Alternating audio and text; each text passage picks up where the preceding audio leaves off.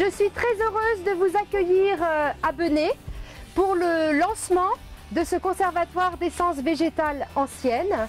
Alors nous avons l'audace aujourd'hui de créer un événement autour d'un projet qui démarre simplement et qui démarrera grâce à vous aujourd'hui, puisqu'aujourd'hui nous pourrons procéder aux premières plantations.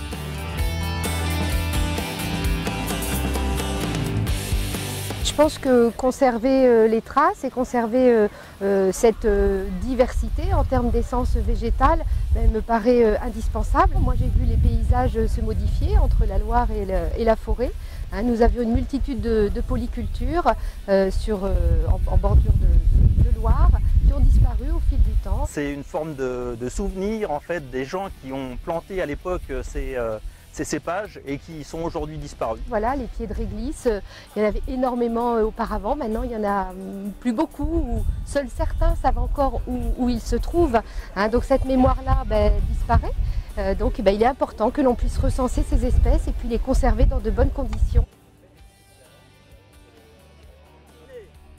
Dans ce conservatoire, on va replanter plein d'anciennes espèces de raisins, plein de variétés, notamment la bicane. La bicane, tout le monde connaît, c'est un raisin qui est immangeable pour les enfants, mais tous les anciens adoraient ce raisin-là. Les landaux, le rayon d'or, tout ça c'est des cépages qui étaient plantés sur chaque exploitation pour faire un petit peu des vins courants. C'est un raisin très très acide qu'on mangeait souvent au mois de novembre, voire décembre quand on pouvait le conserver. On a tendance à perdre ces variétés qui étaient là dans notre région depuis une centaine d'années. On n'avait que ces variétés-là, avec du cabernet franc bien sûr.